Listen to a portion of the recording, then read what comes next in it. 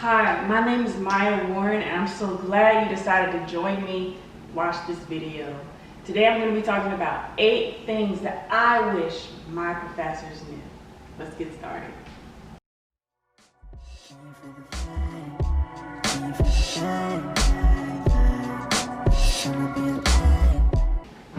Number 1. So the first thing that I wish my professors knew was that it's more than a headache. Many times I encounter professors who either had little to no experience with migraines, and they seem to think that it's simply something that Aleve, naproxen, etc., or Tylenol can handle, when in actuality it is chronic migraines are a neurological disorder and actually consist of a whole host of symptoms very similar to that of a stroke. For some people, migraine may consist of nausea, vomiting, a loss of concentration or brain fog, always known as lethargy, constant fatigue, as well as dizziness, vertigo, pins and needles. I've experienced this recently due to a new medication, and it was quite startling.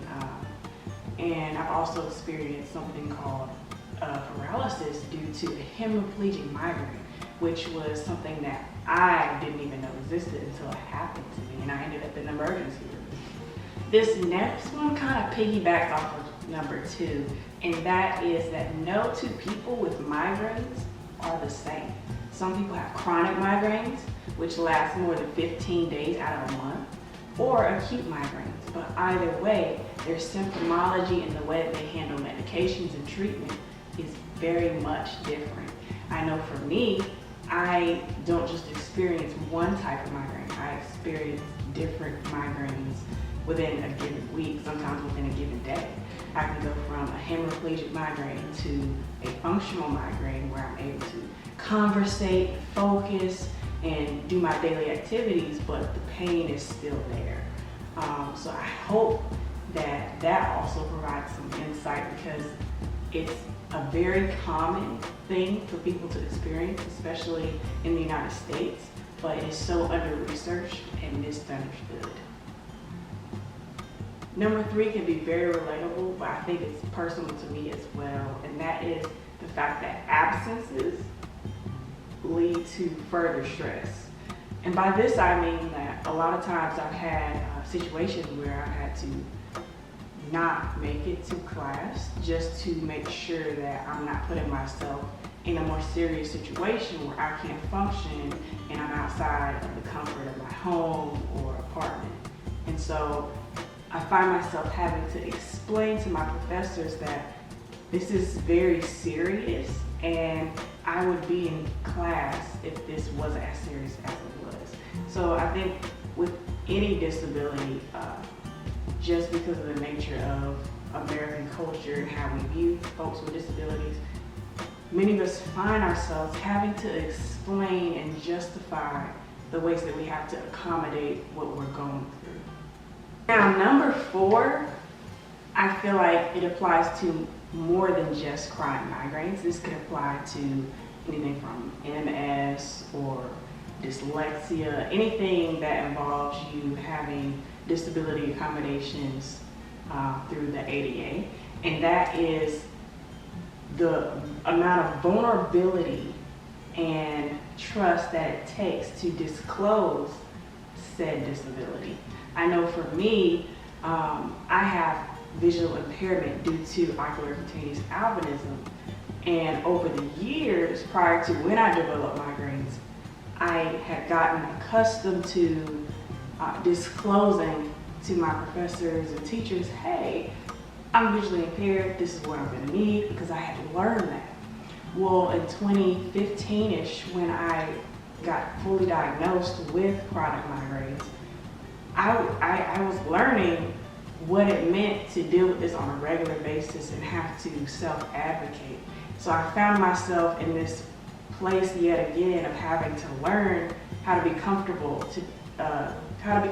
in disclosing what I was going through with professors and teachers. And some people might say, you don't have to do that. They should just know how to empathize and they see your accommodations, they should just go by that. But what I found is that if I don't disclose, then that often leaves room for huge misunderstandings. I mean, huge. And it often leaves room for miscommunication, and I never want to make my professors or educators feel like just because I give you accommodations, that's that, give me what I deserve, without explaining to them the purpose behind it. So I found that for most professors, me disclosing my disabilities has been helpful, but there are times when I found myself repeating myself to one instructor in hopes that it might click, but what ends up happening is that I have to go outside of that and tap into disability resources and just academic skills counseling, just to make sure that I'm combating these challenges I'm having with my professor in a respectful and conducive way that's not adding stress to me. So if you're a professor, understand that any student that you have with a disability, if they decide to disclose their disability to you, they're trying to formulate a connection and help you better understand so that you guys can work as a team. We're now at the halfway point with number 5. And number 5 has been something that I wish my professors knew or teachers knew for quite some time. And that is, even my best laid plans, and I do plan, go awry or they fail because of the intervention of a migraine attack. For me, I legitimately live by a planner. I mean, I have things scheduled out to the T, and I plan in a sense to prepare for an attack. But because of the nature of my migraines, you know, by them being complex, I find that even my best laid plans A, B, and C fail, and I end up stuck in bed. And oftentimes, prior to realizing that I need to give myself grace, I would just be so frustrated, and that would only add to the stress. Now I'm learning that if your plans don't go the way you want them to, and your professors don't understand that, it's really up to you to show yourself grace, and so that you don't add to the stress, and that you will get through this, and that even though plan A, B, C, D, all the way to Z fail, know that you're gonna get through this education, know that you're gonna get through this time, and it's gonna be okay. I'm gonna look back, I oftentimes think about it like this. I'm gonna look back maybe 2 to 3 years from now at college and be like, man, I thought that was such a challenging time, and it was, but now I see it gave me resilience to, you know, continue my professional career or whatever I decide to do in the future. So one of the things that has helped me is having an academic skills counselor.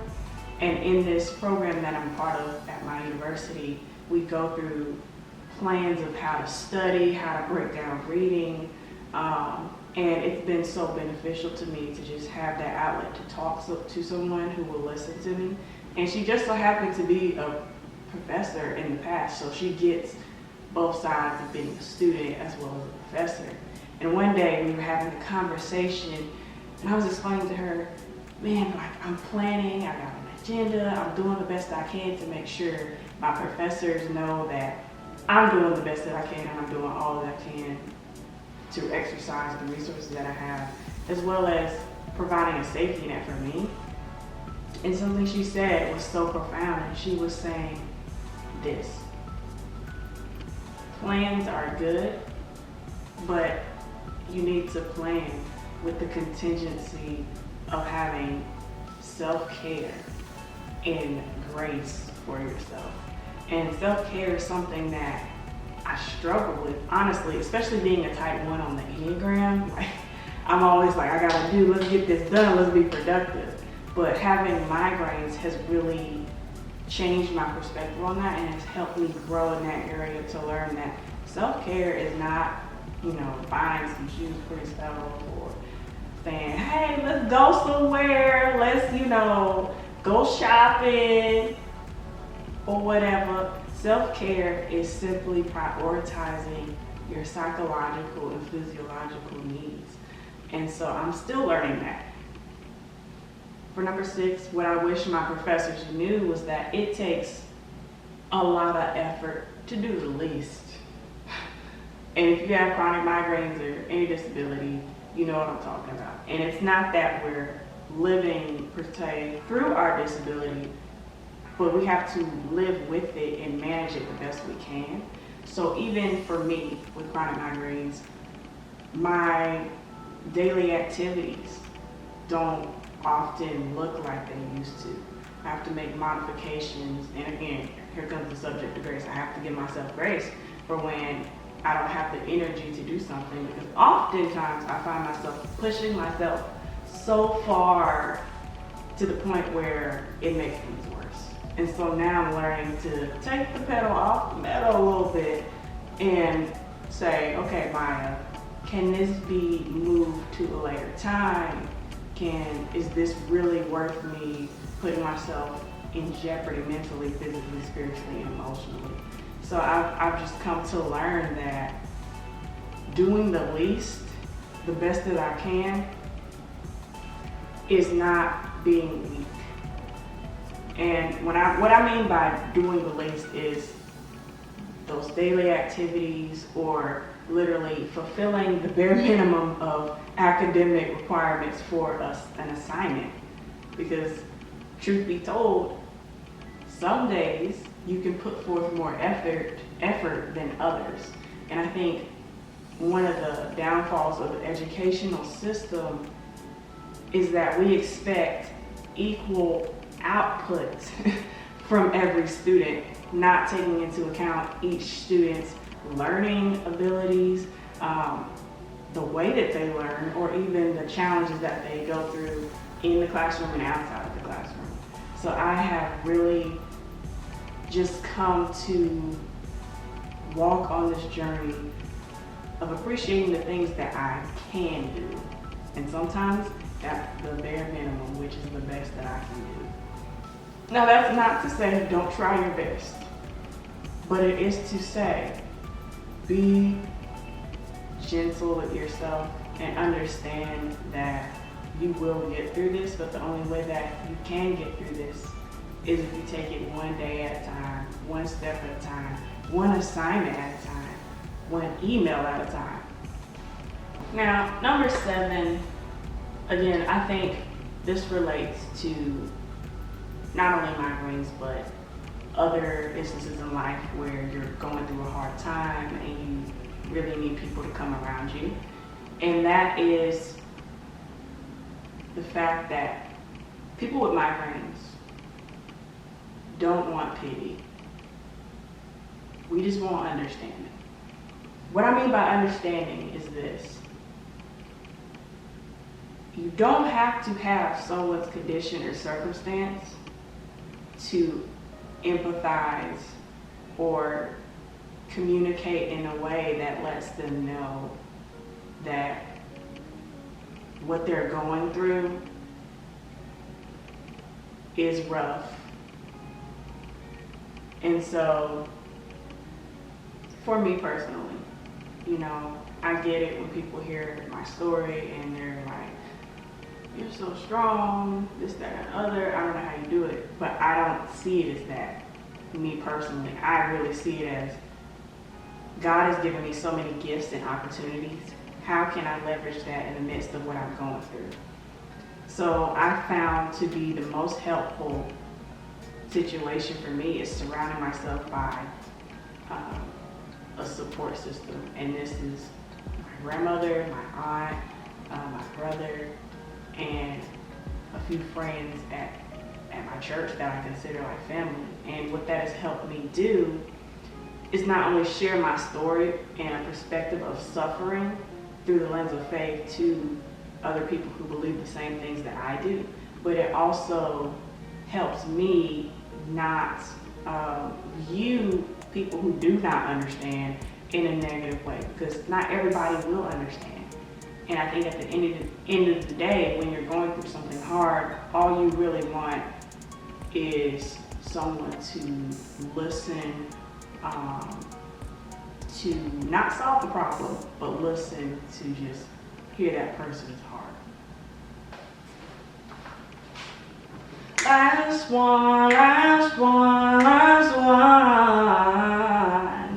The eighth thing that I wish my professors knew was that just in the same way that they had to go through K through 12 education, get a college degree, graduate degree, go through professional schooling to become who they are today, we ourselves are consistently and constantly learning how to navigate academics and every part of our lives with chronic migraines.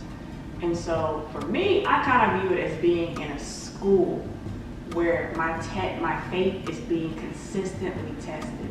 And I know that may sound strange to some people, but what I mean is that when we come into trials and testings and suffering, what we do in those moments says more about us than the times when we aren't suffering and when everything's okay and we're checking everything off the to-do list.